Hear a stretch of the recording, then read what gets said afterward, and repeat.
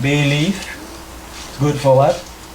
Arthritis, rheumatism, high blood pressure, cough.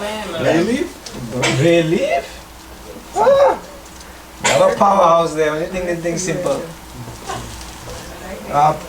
Especially now with this, you know, with this floating that's going on, this bay leaf will cut phlegm from your throat. So right now when I make my ginger, I add bay leaf, ginger bay leaf. I do a little echinacea to boost the immune system also. And boom, there you go. Huh?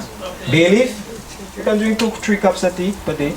Bay leaf is, yeah, so bay leaf is relatively harmless. Because we're using it calorie, but try not to eat it, right? Because it's the edges are sharp and you don't want damage in there. Bay leaf, so we saw bay leaf, right? So we know bay leaf. What else we have?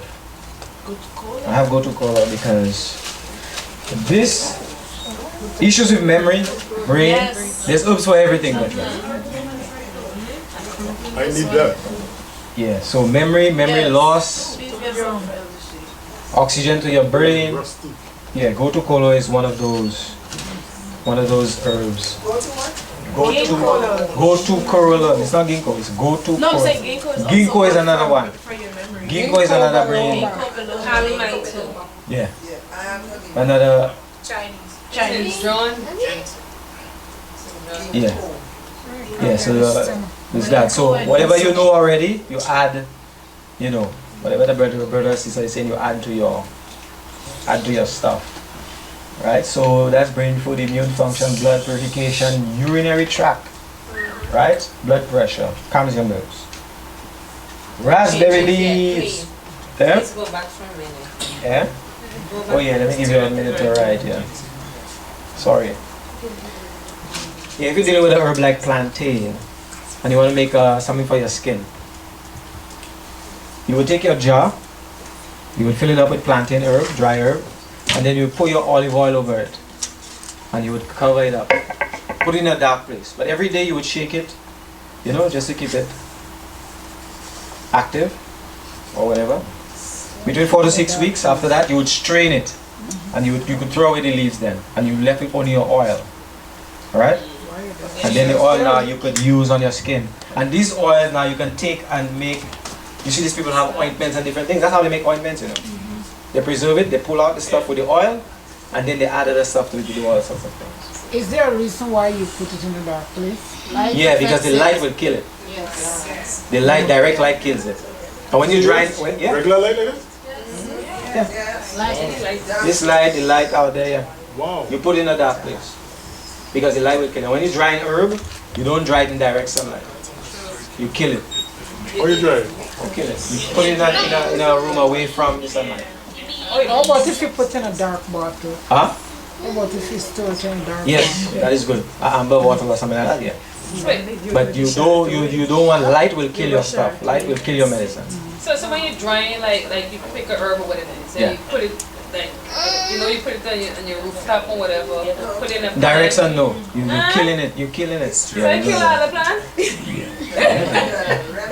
You're killing it. You don't dry in direct sunlight. No. Okay, we have. How many of you eat raspberries? Not a fan of it. Not a fan? It's too mushy. Yeah? Mushy. The leaves are powerhouse. Raspberry leaves.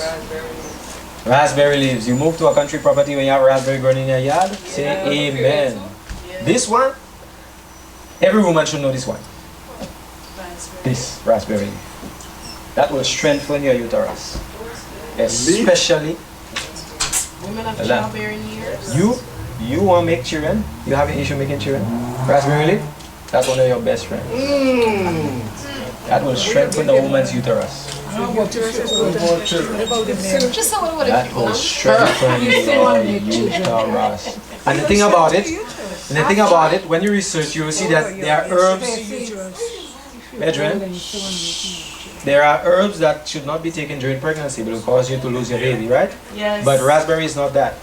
Raspberry, you could take it before, during, and after. Yeah, the red raspberry. Red raspberry. Powerful, very, and it is one of the herbs you should be drinking now. Everybody should be drinking now. Because it's good for colds and flu and that stuff. But So it's part of- beneficial both men and women. Yeah, but she was saying if you old. I wasn't saying I that. too old. Sister Golden was asking if you're old, if it will strengthen your uterus. I told she young or old, it strengthens her uterus so she Yeah. can try again. Yes, you still have hope, sister. Golden, Sister yeah. Golden. Amen. Still hope. Amen. sis. So next Remember, Sarah, how old was Sarah? I mean, How old was Sarah?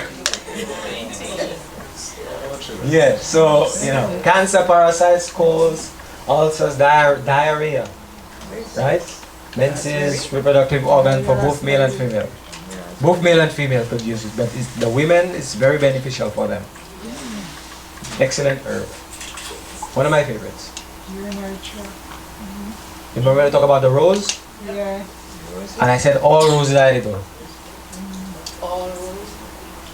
That's food, that's free food right there. All rules are. Edible. All That's food. That's food, bro.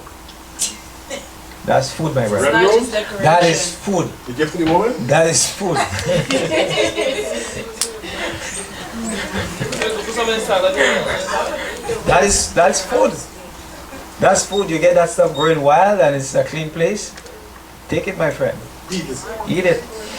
Because, brethren, we don't want to wait until When you The say, time of trouble come. when you talking, you don't want to wait until you get to the country to start using these things. These things grow everywhere, correct?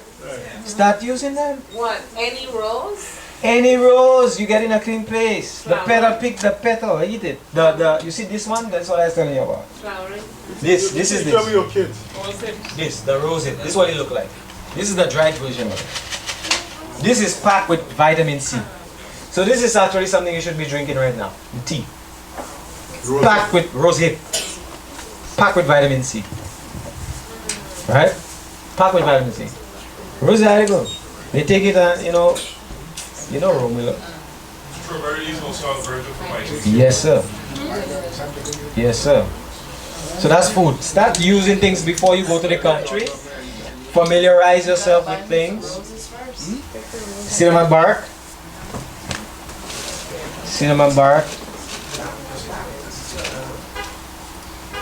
What do we have? Regulate blood sugar, we know that, right? So diabetics, that should be one of your regular. Diabetics.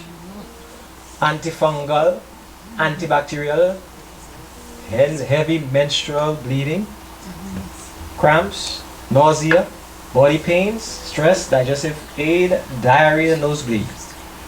Yes, sir. Nosebleed. But there's two types of cinnamon. Yes. Which is the one that's Tell us, please. Ceylon. Amen. So when you go and buy, you buy which one? Ceylon. Yes. Right? Helen? Types. One. Yeah. I don't think it's this one. Yeah, the other one is like a lower grade. A lower What is grade. that word? Ceylon. Ceylon. That's C-E-Y. C-E-Y-L-O-N? Yeah, Ceylon.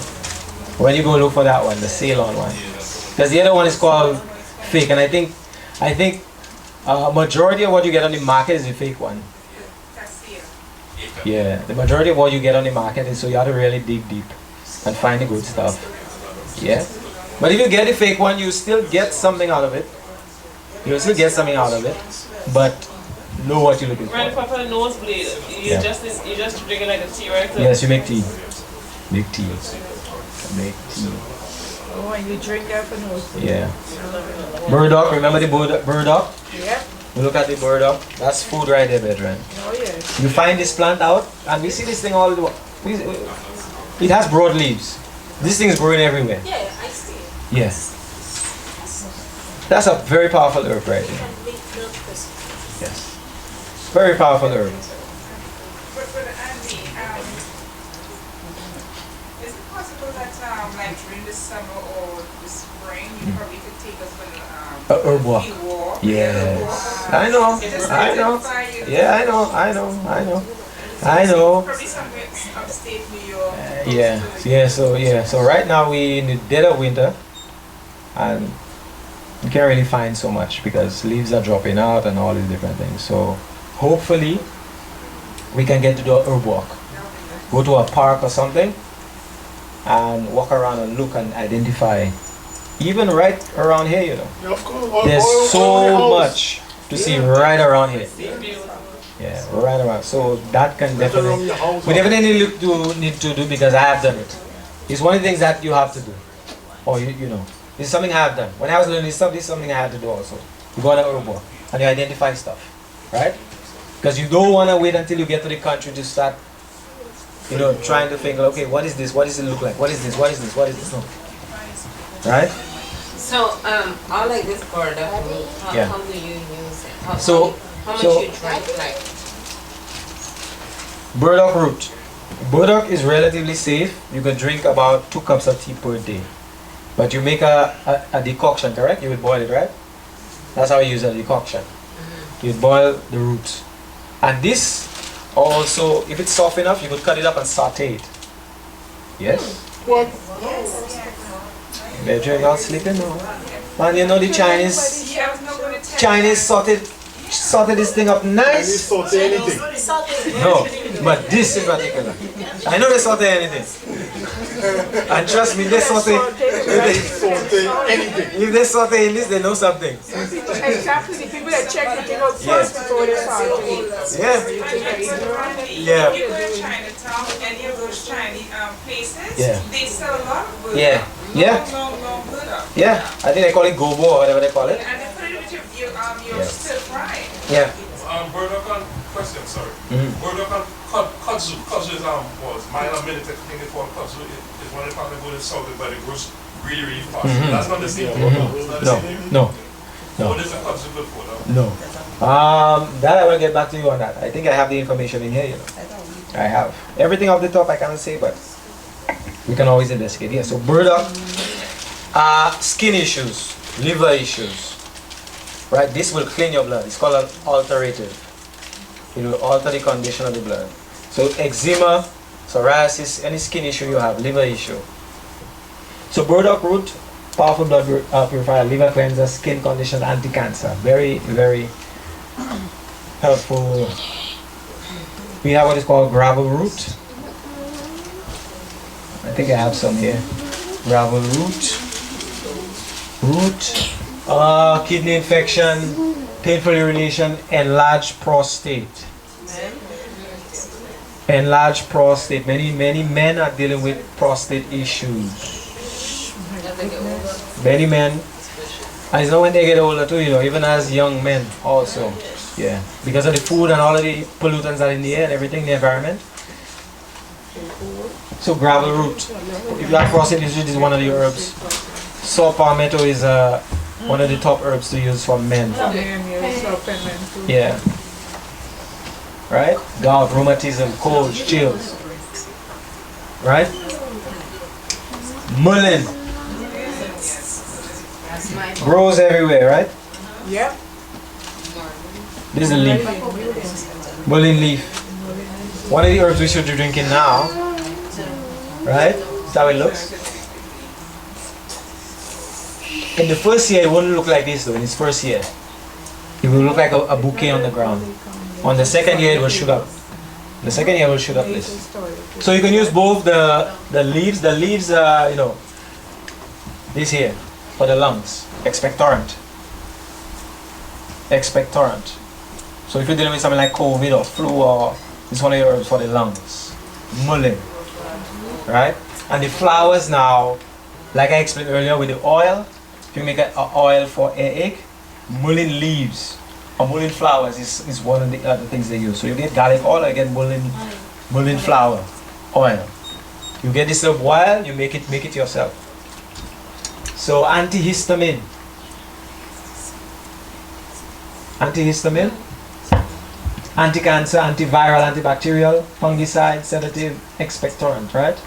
Great for lungs, cough, colds, kidney infections, gum disease, earache, cramps, ulcers, lymph, kidney, antioxidant, right? These things grow wild. This thing grow wild. Okay, willow bark. Willow bark, I think I have some here. Willow bark. Natural aspirin. We are told not to use aspirin, correct? Over-the-counter aspirin. So this is one of the herbs. This is where they get aspirin from. Willow. Yeah. They pull out the active ingredient from it. Now that's nature. You cannot patent nature. So they pull out the active ingredient and they add the synthetic stuff to it, and they give you that aspirin you buy over the counter, which is dangerous. Which is dangerous. So you go to the good stuff. You use the stuff itself. Willow. I think I had some here. Willow bark. I think I had some here. Right? Willow bark, good for pain and a painkiller, arthritis, rheumatism, sore throat, fever. Right? Willow bark. Valerian. Heard of valerian? We have nerve issue or sleep. You having issues sleeping properly? Valerian. Yes. It calms your nerves, spasm, depression, sleeping problems, headache, pain, cramps, blood pressure, IBS, menstrual. It's a liver protector. Valerian. Right? Also for sleep issues. If you know the way this country is designed, that we always have shoes in our feet. It's always good to be grounded. It's always good to ground yourself. You know you are electric, right? So if you're having issues sleeping also, remove your shoes, go walk in the grass. Walk in the grass, ground yourself. So these are some things you could use for. Calendula, I have it here. This is one. Marigold. That's the flowers. Antiviral, anti-inflammatory, acne, for acne, menstrual cycle, cramps, constipation, anti-tumor, duodenal ulcers, good for slow healing wounds. Right? Slow healing wounds. We have that?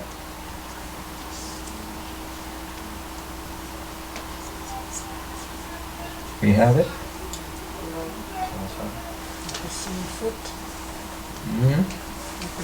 What else we have? Milk thistle. Right? I think I have the seeds here. Very good for the liver. This will regenerate the liver. Milk thistle seeds will regenerate the liver. You have hepatitis or whatever the case might be, this is one of your herbs you need for your liver. That one, that's like $5 for this amount. But I'll show you where you can buy your stuff, so you do your own thing. It's very good for the liver. Milk thistle, alright? Berries, we have juniper berries. Right? Juniper berries. Juniper berries. Urinary tract infection. Kidneys. Right? Antiseptic, anti-inflammatory, bronchitis, cough, cold, optic nerve problems, pancreas. Yeah. Again, something diabetics should be using. Juniper berries. But if you get it out in the wild, be careful, right? Don't consume the unripe berries because it's toxic. Yes, so that's why it's good to get a book like that. Get a book like this, familiarize yourself with information. So this stuff is out there, it's free. Just if you know how to use it properly, you're good. Right? Oak bark, white oak bark. Right? Diarrhea, dysentery, hemorrhoids, poison ivy, gum disease. Right? I think I have some here. Oak bark. So if you have like bleeding gums, you would take this, add some water to it, make it to a paste, and put it in your mouth, put it in your gums. You leave it overnight or a few hours, whatever the case might be, it will heal your gums. The Indians used to use it, they know that. Right? Oak bark. Yes. And these are some of the, if you're going to buy your herbs online, these are some of the places you will get good herbs. Herbs of Mexico. Alright? Herbs of Mexico, that's one good place. Mountain Rose Herbs, that's another good place where they get herbs. Yeah, Herbs of Mexico, Mountain Rose Herbs, Star West Botanicals. Don't move it, please. Star West Botanicals. There are certain rules about wild crafting that will guide you to the appropriate harvesting times. Because the energy of the root is concentrated in different parts of the plants in different seasons. Each plant has an appropriate picking time. So, in the spring,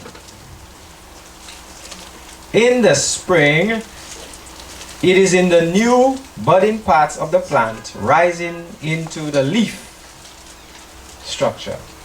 You hear that? In springtime, we should be looking for what? Leaves. Leaves. Makes sense.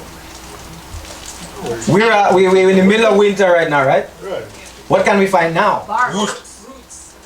Probably the bark. Roots. Yeah, roots. If you realize there's no leaf, there's practically leaves have been they're falling off, right? The evergreen. So the energy in the spring it goes up to the leaf. In the winter, it makes its way down to the root. Wow. Wow. Why do you think the tree can shed all the leaves and remain standing, and then springtime you just throw up new leaves? Why? Because God designed everything marvelously. You don't even know. Amen. We have an all-powerful God. We try to understand the things of nature because it points back to God. Yes. So, Brother Ryan, does that mean so that in winter you can harvest the roots? Yeah, we coming. So in the springtime, you get the new budding parts of the plant rising into the leaf structure. This is the time to gather leaves. Late spring through summer, it is the time to gather the bark. While the sap is running, the reason why he's saying at that time. So late spring into summer, you get the bark while the sap is running. This is also the time to find the flowers, right? Flowers. Best pick just after opening. Then comes seed harvest time. And be sure to plant some as you go, right? So after the bark, the flowers, and then we have seeds when they are ripe, right? We know what seeds to look at, depending on what you In look the for. summer you said And the yeah, no. The lastly now, the roots should be generally be gathered in the fall after the plant has completed its cycle. Cycle of shedding the leaves? Yeah, its cycle. So the plant goes through a series of cycles. You have to know, because you're going to be out there using stuff. Things are going to be available to you. You have to know when to gather it. You have to be wise. Right? So it tells you when to harvest the different parts. So, on page 11, it tells you about preservation and storage. So that's what we're going to be looking at. Right? So we're going to be touching some preservation, because we want to know how to identify, how to harvest, and how to preserve and store. So you have a number of different tools you're going to be using, right? You're going to be using water, alcohol, and different things to do different things. But we need to clearly define what we're going to be dealing with, right? So, page 25. 25, we're dealing with an infusion, because we want to be able to use the herbs correctly, yes? Infusion.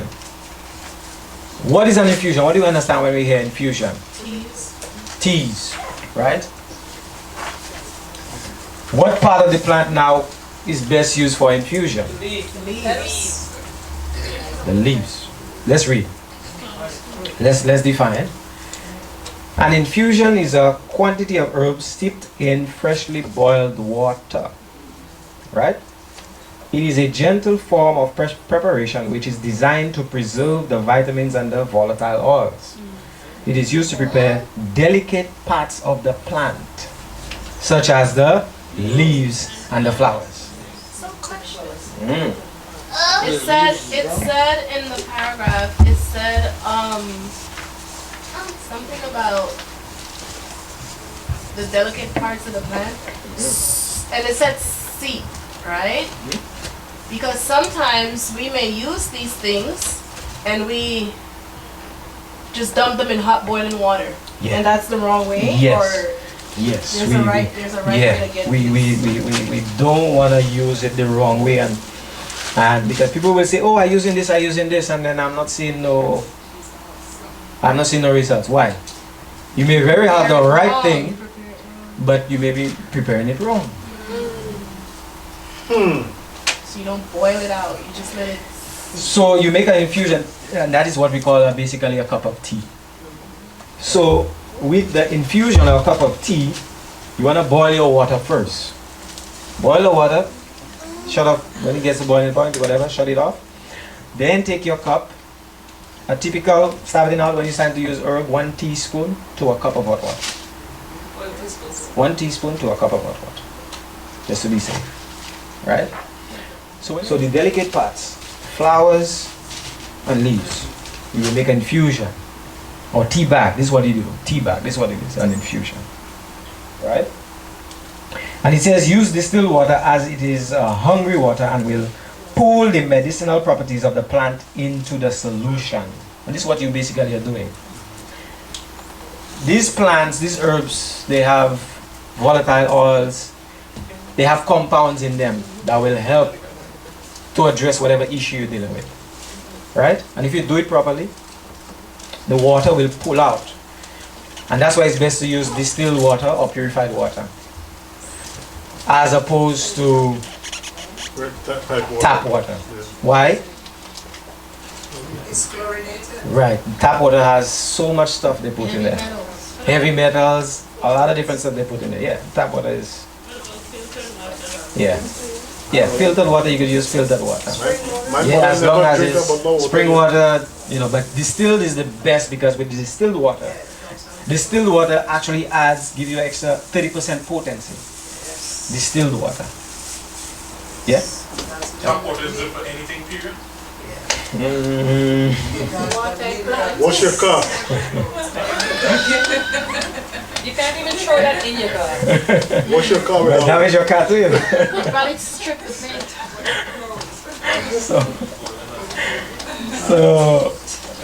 So, you know. Next we have what is called a decoction or decoctions, right? A decoction, that's pages 26. A decoction is a stronger, more potent tea. You hear that? Than an infusion, right? Many of the volatile oils and vitamins will escape during this process. However, the process of a decoction is to pull out the mineral salts and the bitter principles of the plant. And this method is generally used for the harder parts of the plant, such as the roots, bark, and the seeds. Yes, sir. Can honey be used for that same process you're talking about right now? Say again? Can honey be used over a period of time to draw it out to get that same? Yes, this is one of the methods. Yes. Because we're looking at preservation and storage. Yeah, because just a point of reference. So that Yeah. you do that with like garlic. Yeah. You crush the garlic and you Yes. put like cold. But over the time I Yes. use I have some I put the clove, I put the what do you call it? I forgot the name, but I use other roots also too. Yes. Yes. So there are different things. That's why we're going for the different definitions. So you'll see like when they use honey, what they call it. You know, when you use water, what they call it. When they use alcohol, what they call it. When you use vegetable glycerin, what they call it. You know. So these are things. So decoction, we want to use the harder parts, right?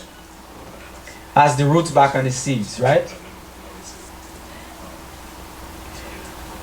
So proportions are generally 1 ounce dry herb per 1.5 pints of water, right?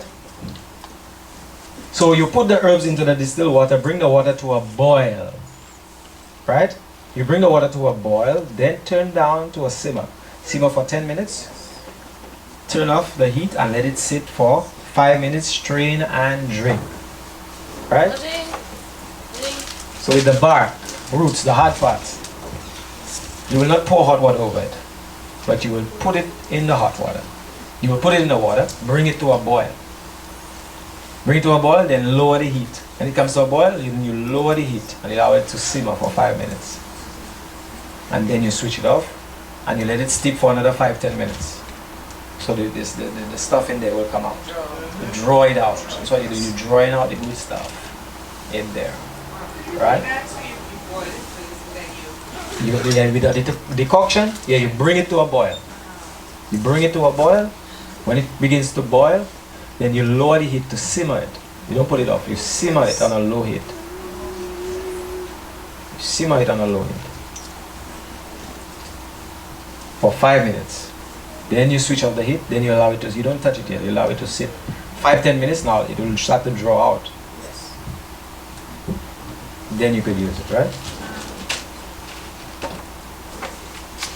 So we have infusion, we understand what is an infusion, a decoction, and it has examples, you know, how to make stuff, golden seal, a douche, antiseptic gargle. It teaches you how to make stuff for you, you know, you can use for yourself. What else we have?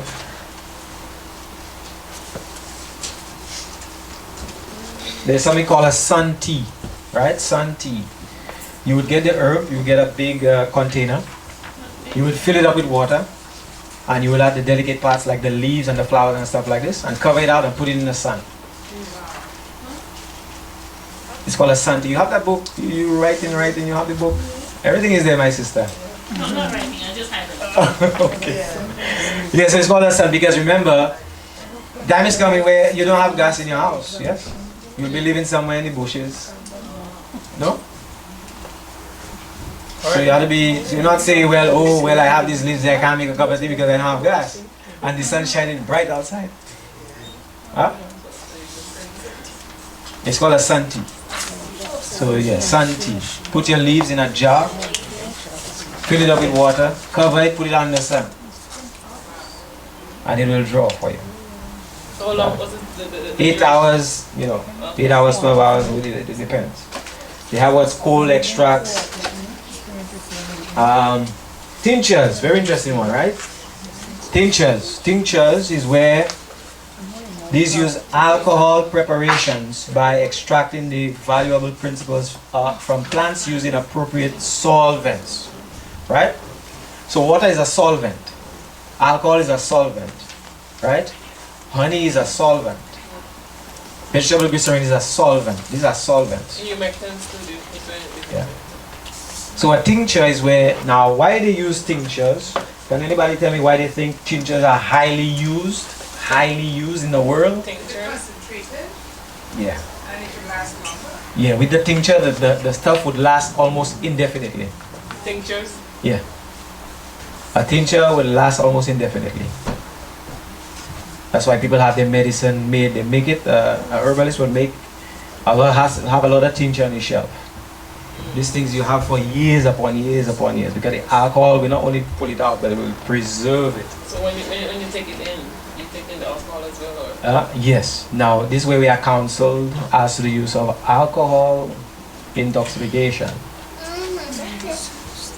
In our councils, we are told that we do not ingest alcohol, yes? Yes? Yes. Now, I don't want it to be said, oh, Randy's here teaching people to go and drink rum. Alright? We're dealing with definition. Know what a tincture is. You know what it is, maybe you don't know what it is and you go, you buy it. And you find yourself drinking a bottle of alcohol, you don't know. Right? Because you don't know what it is. So know what it is. So the medicines that most of us... Right? So we're not, well, I have to choose my words because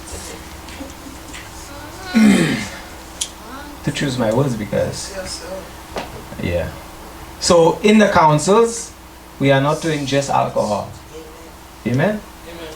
Now, tinctures can also be used externally.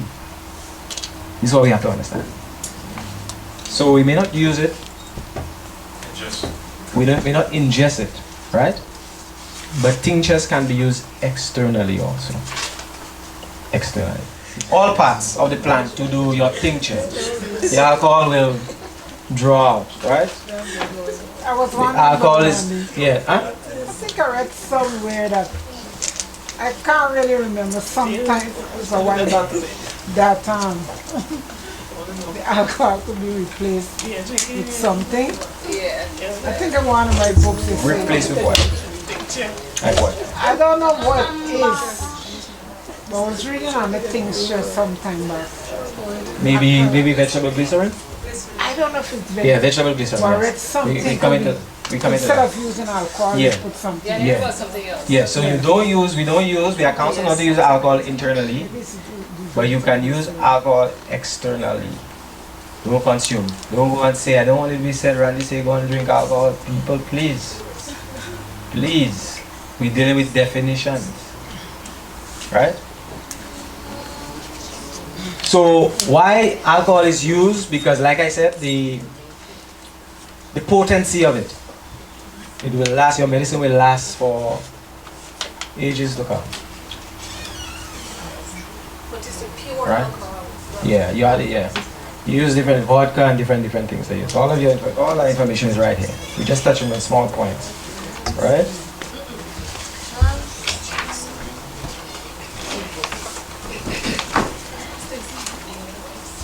So we have extracts, and this is where we deal with external tinctures, pages 52. Page 52, yeah, page 52, we have what is called a liniment. It's called a liniment, right? Page 52, it's called a liniment. It's a, liniments are tinctures used externally only, right? And you can also use rubbing alcohol to make it. Rubbing alcohol will do it. But the thing about why it says that isopropyl is inexpensive but highly poisonous if taken internally. So I prefer to use ethyl or food grade alcohol instead. So why people use the alcohol instead of the rubbing alcohol is that for accidental ingestion. Yeah. Maybe you make it and you forget, and then you think it is alcohol you use, but you use rubbing alcohol, right?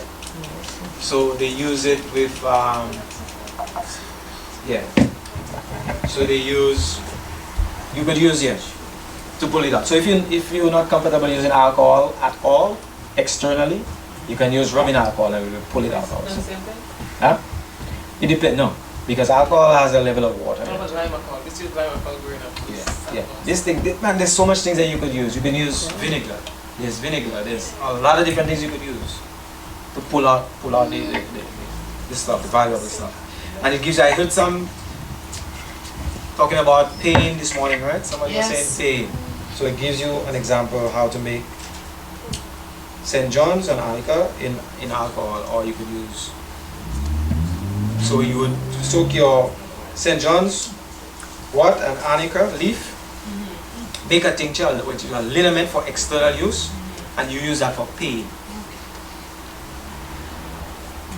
So you have what is called, my brother spoke about preserving your stuff in honey. So it's called an electuary, right? An electuary is a combination of powdered herbs stirred into honey or vegetable glycerin. So this is what we are to use as Christians. It's called veggie. Be careful because there's animal glycerin also. This is vegetable glycerin. So this you can use for, preferably when you're making medicine for yourself as a Christian, or you're making stuff for kids. You don't want to give kids alcohol. You shouldn't give kids alcohol, right? So this is the substitution. Yeah, you can use it for a lot of things. Vegetable glycerin, very, very useful, and it's sweet. It's sweet. It's naturally sweet, right? So you can have a taste if you want. So, yes. People who have problem with their skin, when you have dry skin, as we finish bathing, you take a little bit of rub on your waist. Yeah. Yeah. Yeah. What is best moisturizer? Yeah. It's sweet, yeah. So with the honey and your powdered herbs, that's what you call an electuary. Or if you use honey, you make like you cut up onions in it. You take your honey, you cut up the onions and you pour the honey over it, and you put it in a jar. This is an example of a jar. You put it in a jar. You use it as a cough syrup. Yeah. You cut your onions, garlic, horseradish, ginger. These things you could cut it up, put in a nice jar, and pour honey over it. Pour the honey over it, and it will preserve it. The honey will not only pour out the stuff, but it will preserve it. Yeah, it has a cough. Well, yeah, as a how long do you leave it for? cough. The longer you leave it, the more it draws. Yeah. And yeah, the longer you leave it, the more potent it will get. And it depends how fast you use it also. honey starts to preserve it? Yes. It will not only, it will pull out and it will preserve. And that's what the glycerin does also. The glycerin pulls out and it preserves also. Right? So you have electrolytes, right? What page is that you're on? I'm on that's page 68. Talking about electrolyte. It gives you, again, it gives you a little formula for you to make. Page 65. Right? 68. Page 68. It gives you a formula here for male and a female. It also gives you what is called a pessary or suppository. Right? We know what a pessary or suppository is? Yes. What is that? The back end. Yes. The back end. Yes, so you can make a pessary or suppository, depending on what you're dealing with. Infection or hemorrhoids or whatever the case might be. Right? So it shows you how to make. Page 71, it also talks about oil-based stuff, right? Oil-based. Oil-based.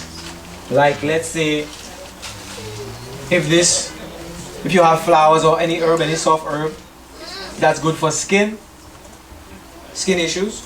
What you would do, you would take your herb, you would put it in your bottle, and then you would put olive oil over it. Right? You can put olive oil over it. Right? Depending on what herb you're using. Olive oil. And you would cover it up. I'm hearing murmuring. You cover it up for at least 4 to 6 weeks, and every day you would shake it at least twice, but put it in a dark place, right? Put it in a dark place, every day you shake it twice. You have any herb? Right? Depending on what you're working with. If you're dealing with something like for like skin. Okay. So after that 4 to 6 weeks, after you preserve it, then you would strain it, and then you'll be left with only your oil. And then you can use it as a rub on your skin. 4 to 6 weeks. Someone has an ache, the child has an ache, or you have an ache, or whatever. You're going to make an oil, an hair oil. So you would take garlic, bunch of garlic. Let's say you're filling up this. A bunch of garlic, you add it to it to see where it reaches.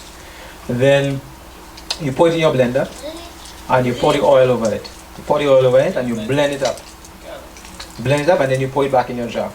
And you keep this for at least, by the 3rd day, right? You should have something potent enough to use for your egg. Huh? Well, no. Because you can also use rubbing alcohol 3%. Isopropyl alcohol, the one that says 3% on the bottle, you can put 3 drops of that in your egg. If you have an egg. Lemon juice. Yeah. Warm lemon juice. The bottle that says 3% isopropyl, you would put 3 drops in one ear, then you cover it up. And normally if you have ache in one ear, you treat both ears. Treat both. You don't just leave one treated and one untreated. You want to treat both ears. So that's how you all make of that. one might be hurt then? Huh? If only one hurt. Because you don't want infection to go from here to here. So you're treating, you're killing. Yeah. So an air oil. So you make an air oil. So you can use. Yeah. So garlic. You make a garlic oil. Or mullein flower. Mullein flowers. The flowers from the mullein plant. You make an oil with it. Right. They will pull out another thing we have here. What you call poultices, right? Page 87. Page 87, a poultice. So, and it tells you about, it says, whereas a fermentation is application of the tea or the juice of the herb, right? A poultice is an application of the whole plant itself, the plant itself, right? So if you want to make a,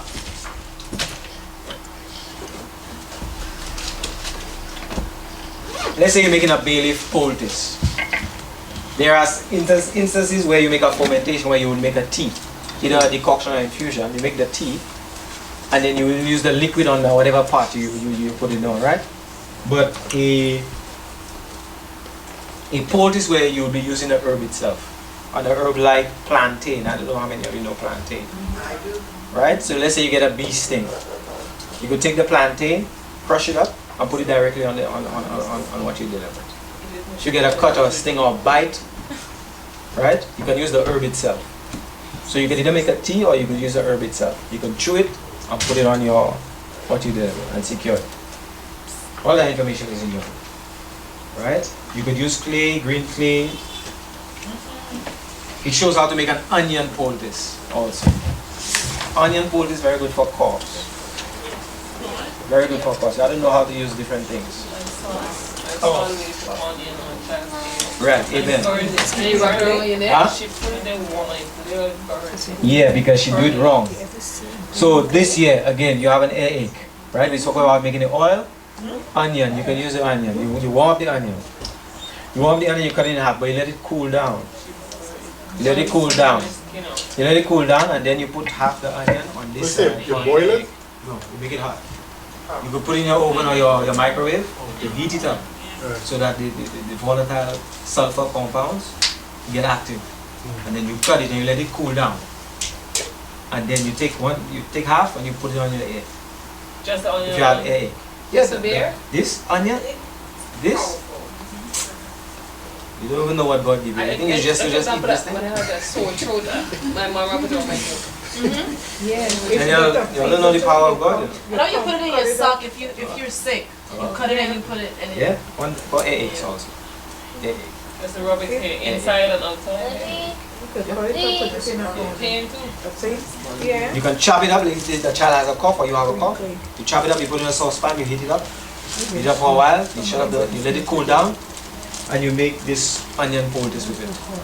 So you put it on the chest and secure it with a cloth. And it will pull out.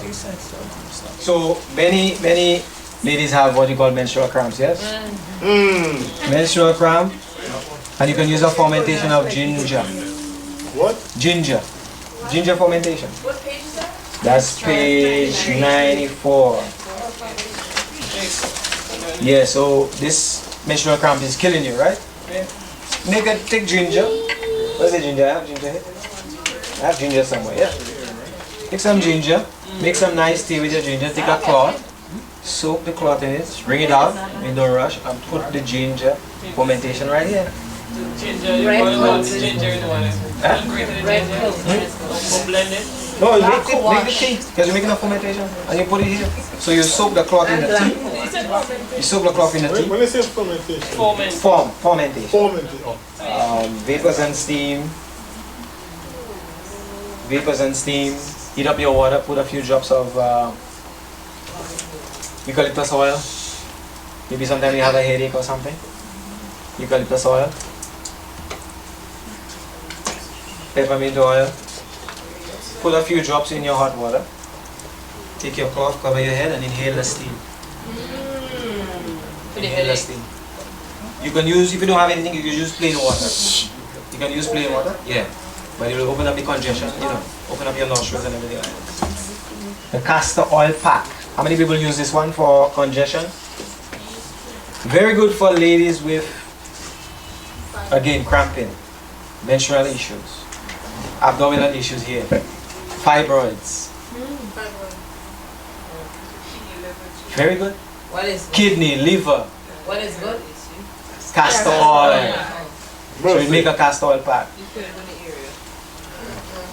If you want to, you can warm up the castor oil a little bit first, warm it up, and then put it on your cloth, your chief's cloth, but it shows you how to do it here, right? And then you will put it on the affected area. So if you have fibers or whatever, you put it here and lay down for at least an hour. If you want, you put a cloth on it, and then you put a hot water bottle on it, and then the castor oil will go down and deal with diarrhea, all these different things. Yeah, castor oil will go down. Castor oil will go down and remove the inflammation. You have liver issues, you make a castor oil pack. Breast cancer, the woman with breast cancer, boom, you check and you get a lump or whatever the case might be, castor oil pack. It will help to break up that stuff in there. That's what it does. Kidney issues, castor oil pack. Appendicitis.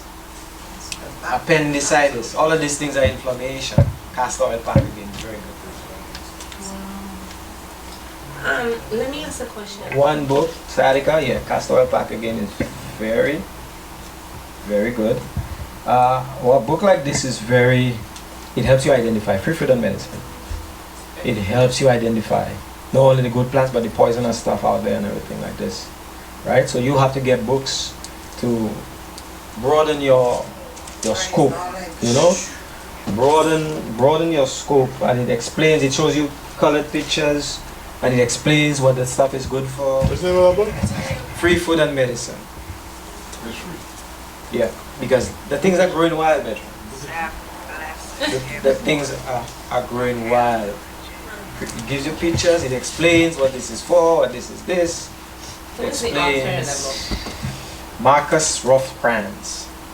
That's the name, right? Like you get this book for like $35. $35. Yeah. Let's look at some of what we have here. Let's look at what we can use them for. Right? Some of the stuff we have here. Okay, what do we have? We saw the bay leaf, right? Yeah, I have this here. I don't want to miss it. This here is very good also for the urinary tract. It's called corn silk. This they sell also. They sell this also. But what about the one from the corn? That's exactly what I did. I know they sell it. Yeah. But I'm saying when you buy corn, you can get the silk from, right? Yep, this here. Good for urinary tract. Kids, if they're wet in the bed and all that stuff. Bladder issues, yes. Corn silk. So you just do the decoctions. Yeah, this is soft, so you make a tea infusion. But you dry first. Oranges are very good to eat, right? Good vitamin C. But what we do, we throw away the peel. Don't throw away the peel. Don't throw away the peel. Very high anti-tumor activity. Anti-tumor. Did you know they sell this stuff? They call it the modified citrus pectin. And it's expensive for a small amount. Modified citrus pectin. Yeah. So when you peel your orange, don't throw away the peel. That's right. Wash it. If you have organic, you know, whatever the case may be, wash it properly. Store it. Dry it. You can even turn it into powder if you want, if you have time. Make your tea or do whatever you do, but don't throw away the peel. Anymore. Yeah, anymore. Time, we all have time in our, we cook with this one. Yes. You can make tea with it, antiviral. You're dealing with a flu or cough or cold or something like this. Very antiviral. Thyme. Good for parasites also. Parasite. Cabbage. Cabbage, this one you could take, peel off the skin, you have pain around your body or whatever, you have leg pain, body pain or whatever you have. You would peel it off, take a big enough amount or whatever. You would beat it a little bit and you apply it to the place like a poultice. Yeah, you pound on it just to get the compounds out of it, and you apply it wherever you have the pain. And you can take a rolling pin and roll it. Yeah, and also it's good for ulcers. Maybe somebody dealing with ulcers. Yeah, cabbage very good for ulcers. You eat it, you juice it. You make a salad, you juice it. It's very good against radiation poisoning also.